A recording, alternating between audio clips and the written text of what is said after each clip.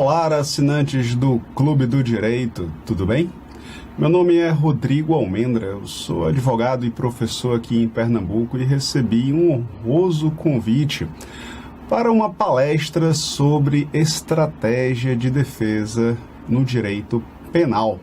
E é sobre isso que nós vamos falar. Podemos conversar um pouco? Vamos!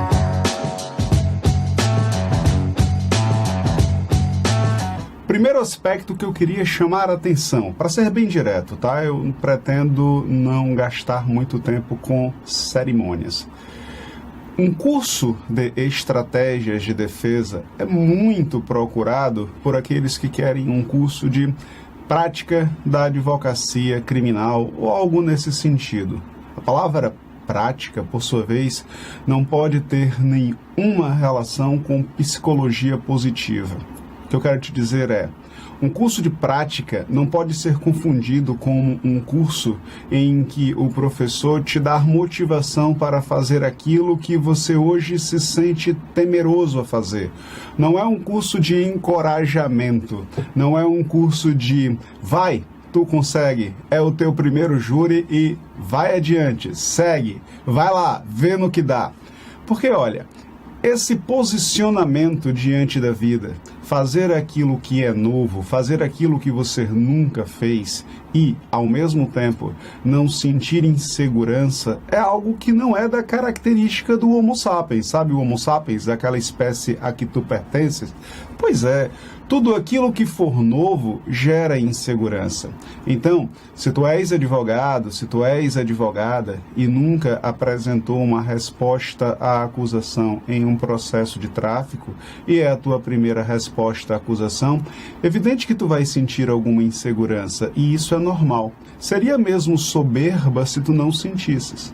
A finalidade dessa palestra, portanto, não é te dar uma noção de psicologia positiva para que você faça algo que você tem que aprender a fazer, ainda que esteja se sentindo inseguro. É falar um pouco sobre as estratégias reais de defesa, com a máxima sinceridade possível que uma videoaula, ou videopalestra, ou webinário permite falar. E sobre isso eu preparei algum material que, claro, o Clube do Direito vai coordenar para ti, vai disponibilizar para ti, e esse material, vem para cá, parte da premissa que nós vamos admitir 4 verdades. A primeira delas é que tu nunca vai conhecer a verdade. Não sei se você percebeu, mas perceba. A verdade real, a verdade sobre o que efetivamente aconteceu nos autos, no mundo, no passado, essa tu não vai conhecer. Sinto te informar, mas é muito provável que você inicie o processo, termine o processo, sendo representante de alguém, sem jamais conhecer a verdade dos autos efetivamente.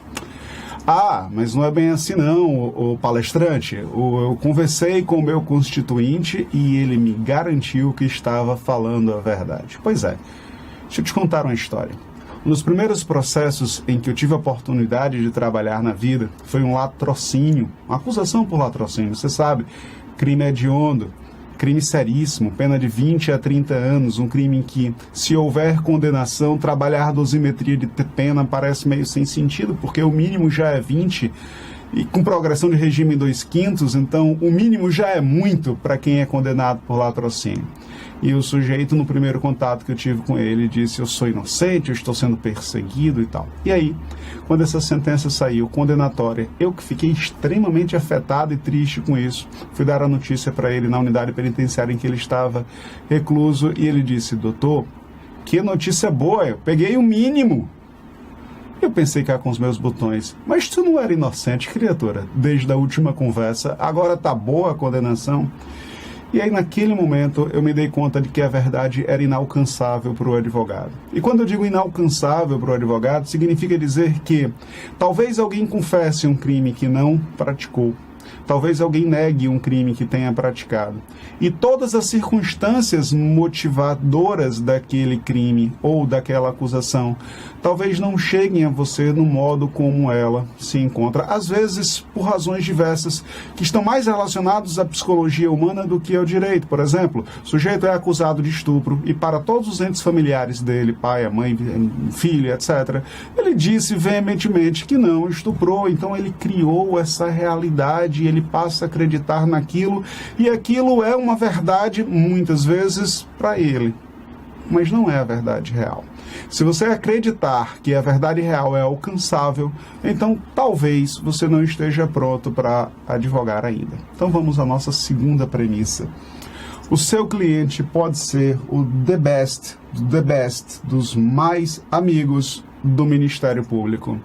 Bom, ele pode falar demais, pode falar besteira. Quer um exemplo? Vem para cá.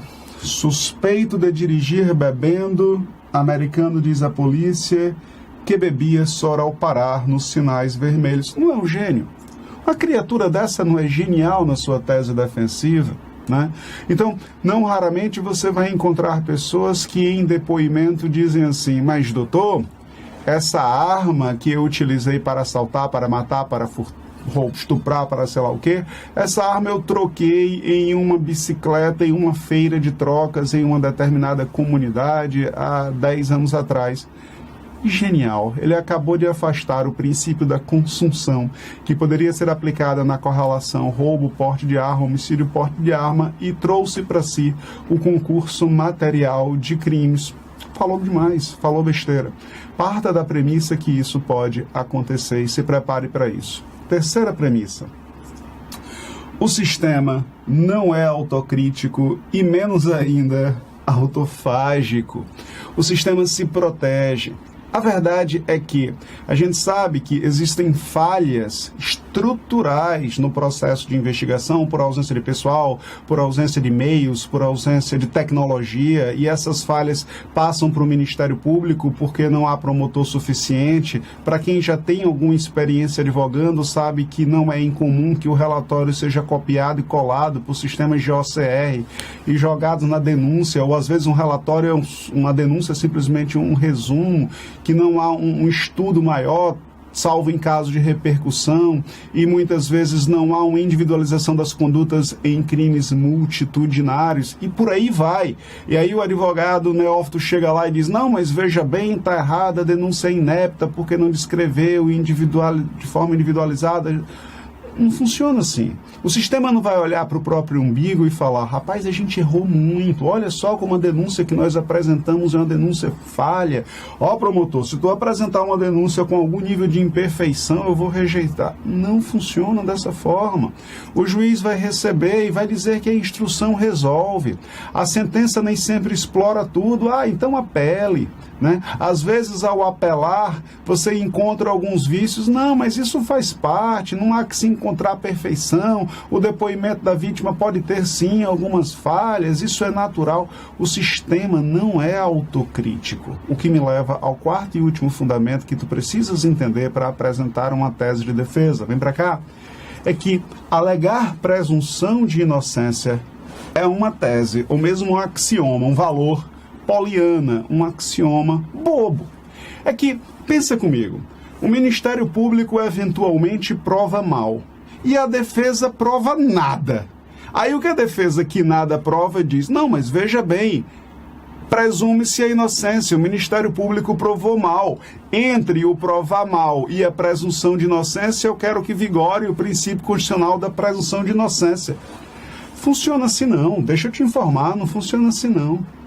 A presunção de inocência é um axioma que, em tese, pode ser aplicado sempre. E esse é o grande problema da presunção de inocência. Então, você diz, meu cliente é inocente. Aí o Ministério Público diz, mas ele foi visto no local do crime. Aí você diz, mas não era ele, era o irmão gêmeo. Aí o Ministério Público diz, não tem irmão gêmeo, era um clone. Então, assim, você vai sempre poder argumentar que o Ministério Público não provou que era um clone. Presume-se, então, a inocência. Percebe o quão tolo vai ficar esse tipo de argumentação levado a cabo em um julgamento? Então você tem que partir da premissa que a defesa, ela precisa provar a inocência. Aquela história que a gente aprende, e é bem verdade, que o fato típico, na análise tripartida do crime, né, crime é fato típico antijurídico e agente culpável, que o fato típico é ônus da acusação e que o fato antijurídico é ônus da defesa, você tem que interpretar em uma linguagem um pouco mais pragmática que o fato